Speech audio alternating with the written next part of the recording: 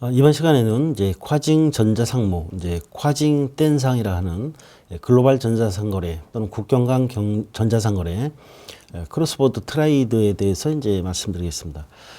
중국에서 그 전자상거래 거래가 이제 플랫폼 기반으로 온라인 시장이 활성화되었고,跨境이라는 의미는 이제 국경을 넘어서는, 국경을 초월한 이 글로벌이라는 의미죠. 그래서 이러한 그跨境 전자상거래는 중국적 특색이 반영이 된 이러한 전자상거래 거래다라고 할 수 있습니다. 중국 내에서 이제 처음에 이제 그 뭐 역직구라고 하는 중국의 소비자가 해외 물품을 이제 소비자가 주문해서 이제 전달을 받는 이러한 방식으로부터 이제 출발을 했는데, 중국 소비자는 이제 그 해외 기업에, 그러니까 B2C, 그러니까 C2B 거래로 해서 해외 상품을 이제 수입하는데, 방식이 이제 초창기에는 거의 대부분 그 우편을 통해서 이제 전달받는 방식이죠. 이러한 것들이 이제 그 지속되면서 점차 이제 그 상업성 거래와 이제 비상업성 거래, 그러니까 그 소비자가 그 물건을 받아서 중국에서 재판매하는 방식으로 이제 수입을 하게 될 경우에는 그 외국의 물품들을 다량으로 이제 수입을 하게 되겠죠. 그래서 이렇게 우편을 통해서 다량으로 이제 거래를 하다 보니까 그 보통 이제 그 우편이라는 것은 이제 우정세라고 해가지고 우편 요금이죠. 근데 이러한 그 교역성 거래일 경우에는 사실상 이제 관세나 증치세를 이제 부담하고 수입을 해야 되는데, 그러한 방식이 이제 생략돼서 이제 우편으로 거래가 됨으로써 여러 가지 이제 물량이 폭주가 되기도 하고, 이러한 어떻게 보면 이제 탈세 방식이 되기 때문에 이것은 이제 중국 정부에서 이제 그 규제를 하기 시작했습니다. 그래서 이 교역성 거래가 너무 많다 보니까 이 세금도 올리고 교역성이냐 비교역성이냐 이런 과정에서 이제 뭐 주소를 여러 가지 한다든가 뭐 물건을 뭐 나누거나 이런 편법들이 많이 이제 진행이 됐는데, 종합적으로 이제 중국 정부에서는 이러한 수입 수요, 중국의 소비자들이 어떤 그 수요 또는 중국의 이러한 기업들이 주로 이제 뭐 중소규모의 기업들이겠죠. 해외 물품을 우편을 통해서 받아서 다시 재판매하는 이러한 교역성 거래, 이런 것들을 대체하기 위해서 이제 만드는 것이 이러한跨境이라는 개념의 글로벌 전자상 거래라고 할 수 있습니다. 그동안의 어떤 중국의 수입소에 맞는 이러한 제품들을 중국의 유통기업들이 이것을 전담을 함으로써 단순한 어떤 소포 형식이 아니라 이제 컨테이너로 이제 들어오는 방식이죠. 그래서 B2C 거래를 B2B로 전환을 하면서 이 보세고를 활용한, 그러니까 컨테이너가 들어오면 그 보세고에서 보세고 밖으로 나갈 때 그 시점에서 이제 관세가 부과되는 것이죠. 이제 보세고가 아닌 곳에서는 항구에서 통과함과 동시에 이제 이런 관세와 증치세가 부과가 되는데, 보세고를 매개로 한다는 것은 소비자가 예를 들어 보세고 내에 있는 이러한 수입상품 전시장이라든가 이런 데서 보고 온라인 구매를 함으로써 소비자들이 구매하는 물건에 이러한 관세와 증치세가 포함이 돼서 이제 하는 일부 통관을 하면 그 일부 통관된 부분만 관세와 증치세가 부과되는 이러한 방식이죠. 그래서 이런 보세고를 매개로 했다는 것이 하나의 어떤 큰 특징이고, 또 하나는 이미 이제 국경을 넘어서 이제 중국 내에 있는 제품을 이제 구매한다는 점에서 소비자 입장에서 보면 어떻게 보면 이제 시간을 단축하는 접근성이 좀 더 이제 강화가 되고, 현지 보세고에서 이제 전시 중인 상품을 직접 본인들이 이제 체험함으로써 구매에 대한 어떤 안전성을 확보를 하고 이런 부분이죠.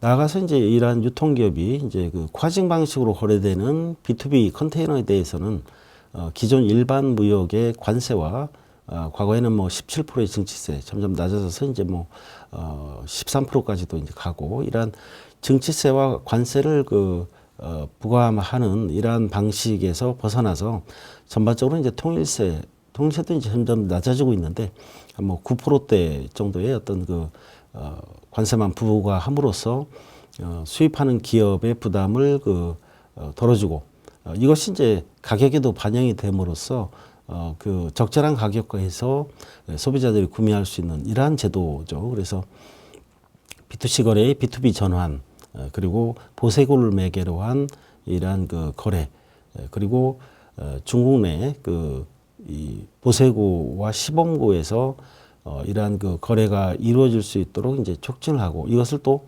정부가 지원을 하는, 그래서 관세를 낮추고, 그리고 다양한 그 시범구를 설치를 해서 거기에 입주한 기업들에게 이제 각종 정책적인 지원을 해주는, 그래서 이러한 B2C 거래가 이제 B2B 거래로 전환이 되고, O2O라는 것은 이제 온라인에서 오프라인, 오프라인에서 온라인, 뭐 쌍방향이지만 온라인 플랫폼을 기반으로 했지만 현지에 이런 수입 상품 전시장을 통해서 오프라인에서도 직접 물건을 체험할 수 있는 이러한 체험관 형태로서 운영을 함으로써 전반적으로 이러한 그 중국 정부가 주도가 돼서 설치하는 이러한 그 글로벌 전자상거래 시범구가 그 점차 이제 확대가 되고 있습니다. 전국적으로. 그래서 이러한 그 각 보세고의 운영의 어떤 그 형식이라든가 모델, 그리고 성과도 각 보세고마다 이제 다르게 나타나고 있는 그러한 그 실정입니다.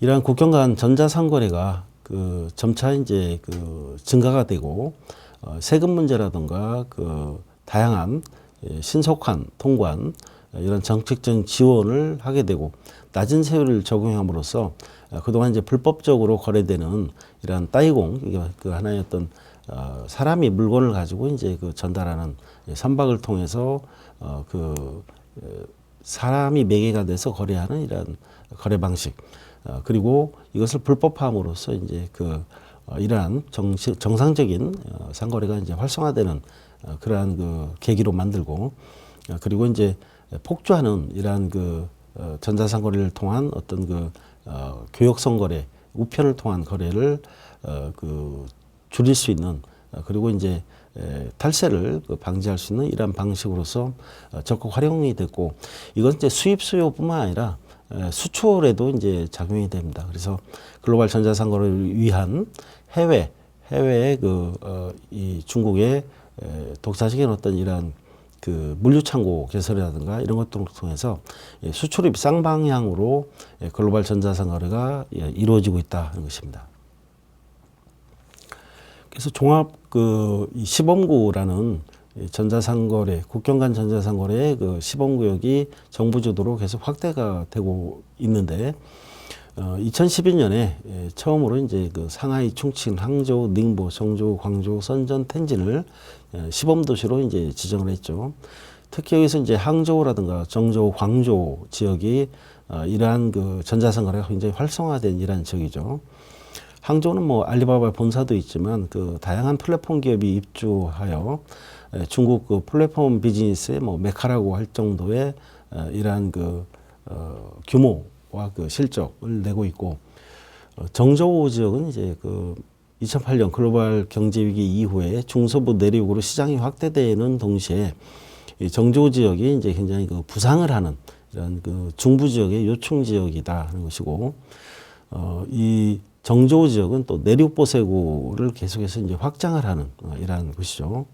광저우 지역은 옛날부터 그 경제 특구가 자리 잡은 이제 광동성에 위치한 그 핵심 성도 도시로서 중국에서도 그 가장 그 큰 규모의 유통 기지가 있는 곳입니다.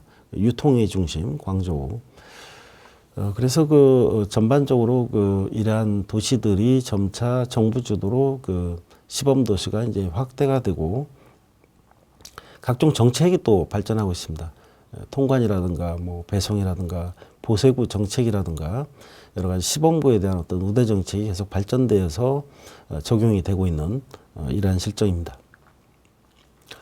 자, 이런 개념들은 이제 그 보세 창고 수입과 우편 배송 방식, 일반적인 어떤 그 우편을 통한 그 온라인 거래, 그다음에 그 보세고를 활용한 글로벌 전자상거래 이 거래를 개념화한 이러한 그 도표가 되겠는데요. 우편 배송은 일반적으로 그 교역성 거래와 비교역성 거래로 이제 구분하기 시작했고, 거기에서 이제 항우세 부과의 내용들이 이제 달라지게 되죠. 그래서 그 글로벌 전자상거래가 그 이 추진이 되는 이 과정 중에도 지금도 이러한 그 교역선거래로 해서 부과되는 그 항우세 비중도 또 상당히 많이 이제 있습니다. 그래서 일반적으로 그 해외에서 B2B 거래로서 이제 그 들어오는 이러한 그 우편 물량도 이제 상당히 있고, 중국 정부가 이제 주도적으로 정책적으로 육성하고 있는 이러한 그 글로벌 전자상거래 그 시범 도시도 이제 증가되고 있다는 것이죠. 그래서 해운 컨테이너를 이용해서 이제 보세고에 입고를 해서 그것이 이제 소비자들을 향해서 이러한 그 플랫폼 비즈니스를 하는 이러한 것이죠. 그래서 중국의 어떤 그 수입 시장의 다양한 물품들을 사전에 예측을 해서 규모 있는 기업이 컨테이너급의 물량을 가지고 보세고를 통해서 이 온라인 그 주문을 통해서 이제 소비자에게 배송하는 이러한 시스템, 이런 것이 이제 글로벌 전자상거래 방식이다 하는 것이죠. 그래서 글로벌 전자상거래 또 하나의 어떤 그 특징이라고 보면 그 중국 시장에 진입하기 위해서는 각종 인허가가 필요합니다.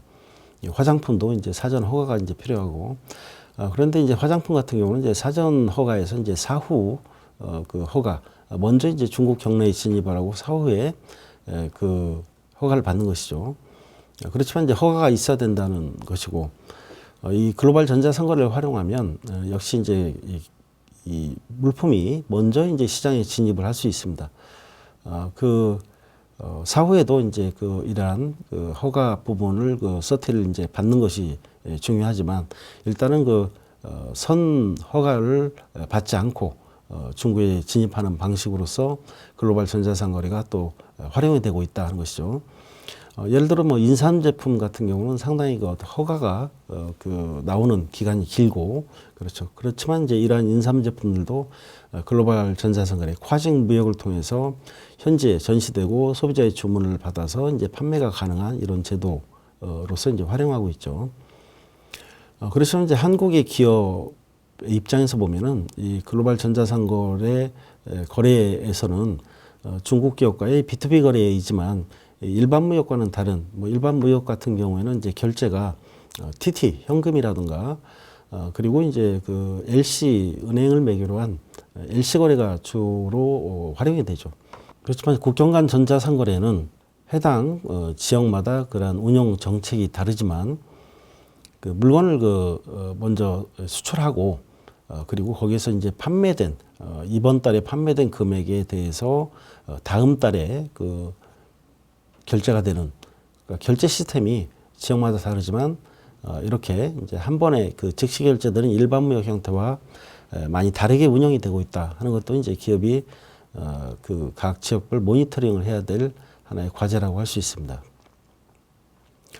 자, 여기 보면 이제 소매 수입 상품에 대한 그 허용 범위를 이제 확대하고 있는데, 수입 상품은 이제 포지티브 리스트라고, 이 포지티브 리스트와 이제 네거티브 리스트가 있습니다. 그래서 포지티브 리스트는 이제 수입 허용 항목을 규정을 하고 기타 항목은 이제 불허하는 이러한 것이 이제 포지티브 리스트고, 네거티브 리스트는 안 되는 품목을 지정을 하고 나머지는 그 다 허용을 하는, 그러니까 리스트의 그 범위로 볼 때는 이제 네거티브 리스트가 훨씬 그 개방적이고 광범위하다라고 볼 수 있죠. 그래서 여기서 이제 수입 허용 품목에 대해서 이제 자세하게 이제 그 품목을 만들어서 이제 공표를 하고 운영하는 이런 방식이 되겠습니다. 그리고 이제 그 행우세에 대해서도 이제 개선을 하면서 전반적으로 그 중국의 이제 수입 시장 활성화를 위한 많은 정책들이 실시가 되고 있습니다. 그래서 다양한 품목에 대한 그 정책들을 새로 개발하고 있고, 국경 간 전자상거래 발전 촉진을 위한 다양한 정책이 개발이 되고 있습니다. 중국 상품의 오토 체험관이 이제 구축이 되고 해외 물류 창고가 구축이 되고 글로벌 전자상거래의 어떤 그 수출 촉진을 위한 그 정책이 또 실시가 되고 있습니다. 초기에 이제 항저우, 광저우, 그 정저우 세 개 도시를 중심으로 이제 이 국경 간 전자상거래가 계속 이제 활성화되어 오고 있고, 2017년 기준으로 약 10개 도시가 종합시범구로 추가 지정되었고, 현재 이제 중국 내에서 40여 개의 종합 시범구가 이제 운영이 되고 있습니다.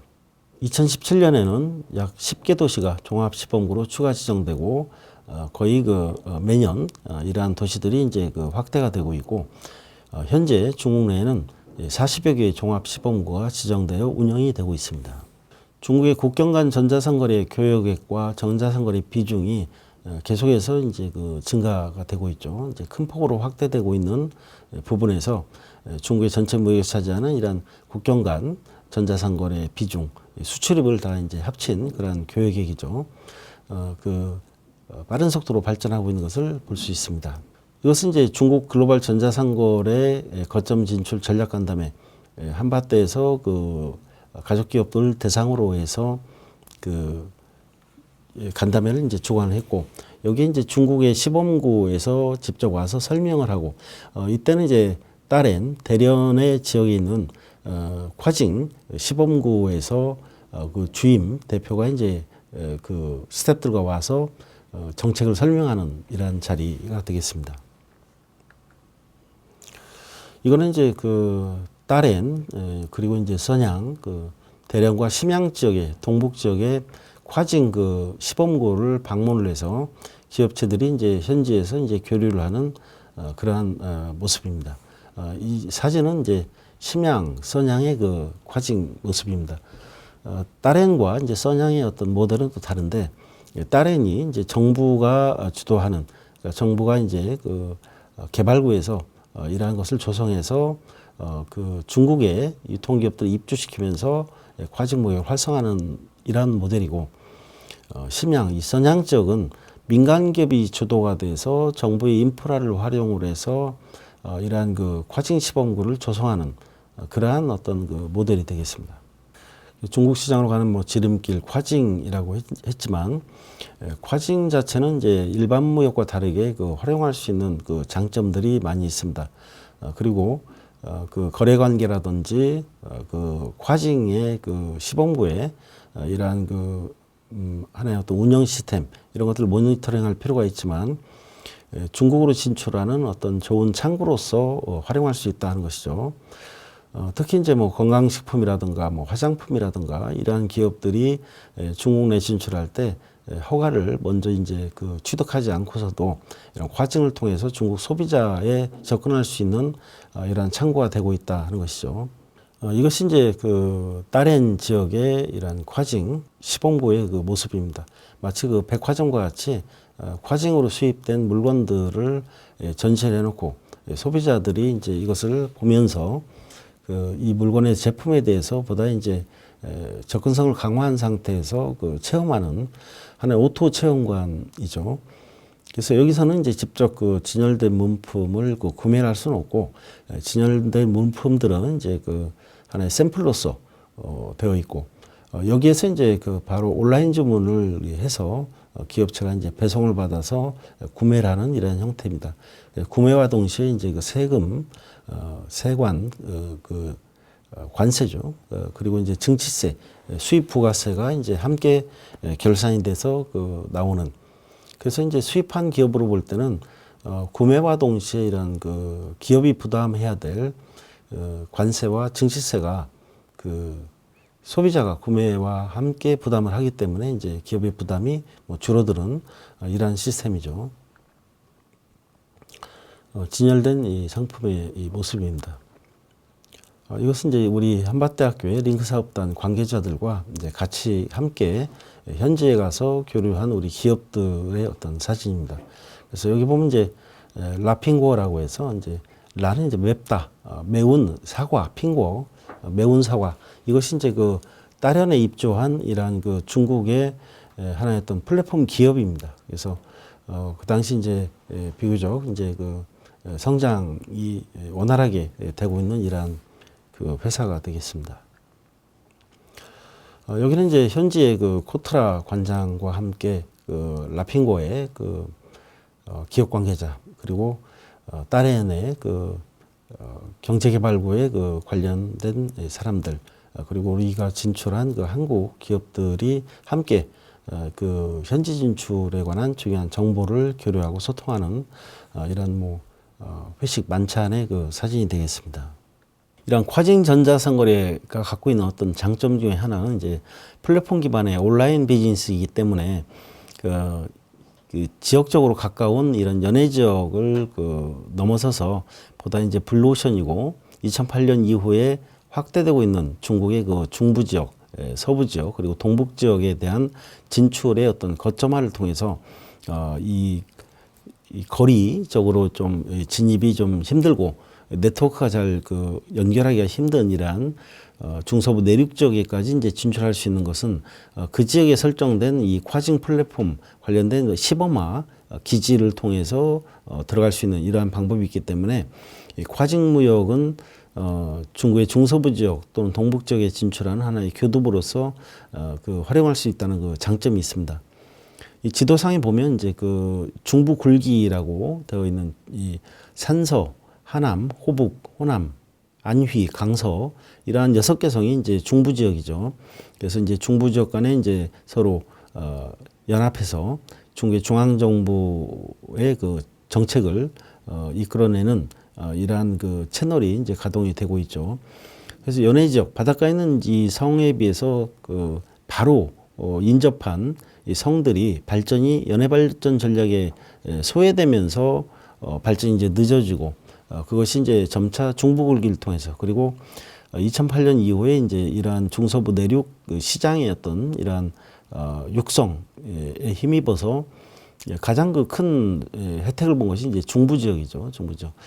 그럼에도 불구하고 이제 서부 지역은 많은 잠재력을 갖고 있음에도 불구하고 그리고 여기 중국 지도의 어떤 절반 부분의 왼쪽 부분이 다 서부 지역이죠. 이제 광활한 지역을 갖고 있음에도 불구하고 접근성이라든가 여러 가지 나름대로 어떤 한계 외국 기업이 들어가서 이제 활동하는 이런 인프라 부족 이런 것들이 많죠. 그래서 사실상 이러한 서부 지역도 점차 이제 구매력이 이제 확대가 되고 있고 소득이 높아지고 그리고 여러 가지 좋은 정책들이 많이 나오고 있습니다. 그래서 그 지역에서 설정된 국가급 이런跨境 전자상거래 시범구역을 창구로 해서 그 지역에 대한 진출을 하는 것이 필요하고 각 지역마다 이제 국민적인 어떤 특성들, 기호들이 좀 다르고 이런 것들을 잘 모니터링해서 그 지역에 맞는 이러한 우리 한국 제품들을 런칭하는 뭐 이러한 방법도 상당히 어떤 좋은 방법입니다.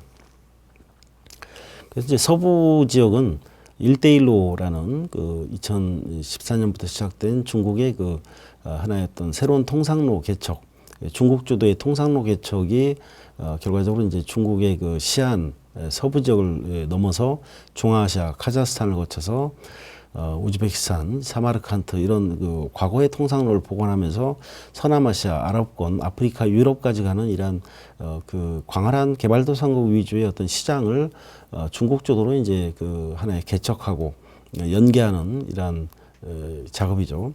서부 개발은 이제 중국 자체적인 측면에서도 중요하고 이런 1대1로의 하나의 어떤 거점 지역으로서 또 중요한 측면을 갖고 있습니다. 중국의 서부 개발은 1999년에 장쩌민 주석이 서부 지역에 가서 앞으로 이제 중국의 서부 개발을 이제 본격적으로 구체적으로 실시하겠다라고 이제 실시한 이후에 2000년부터 여기에 관련된 중앙정부의 조직이 만들어지고 거기에서 이제 세부적인 계획이 입안이 돼서 이제 2050년까지 상당히 어떤 장기적인 과정 속에서 이 서부 개발을 이제 추진하는 것으로 되어 있습니다. 1단계는 이제 2010년까지, 2단계는 2030년, 지금은 이제 2단계 과정 중에 있죠.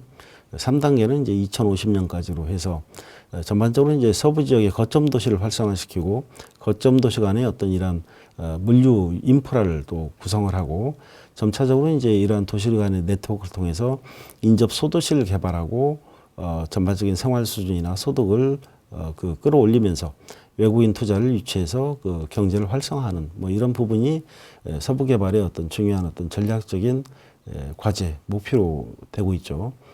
그래서 이 지역은 또 이 지화 자원이 풍부하고 여러 가지 어떤 원자재라든가 특산품들이 많고 그래서 이 지역 특성에 맞는 이러한 개발 그리고 이 지역 특성에 맞는 어떤 시장 진출을 위해서 서부개발의 그 이런 정책들이 매년 5개년 계획 때마다 이제 업그레이드 되면서 그 나오고 있고, 자, 이러한 점에서 그 중국 서부 시장을 진출하는 이러한 시사점이 있다고 할 수 있고, 거기에서 이제跨境이라는 부분, 이런 그 글로벌 전자상거래 시범구를 통한 이러한 중서부 내륙시장 진출, 이런 것도 이제 상당히 매력 있는 어떤 그 요소가 아닌가 이렇게 생각합니다.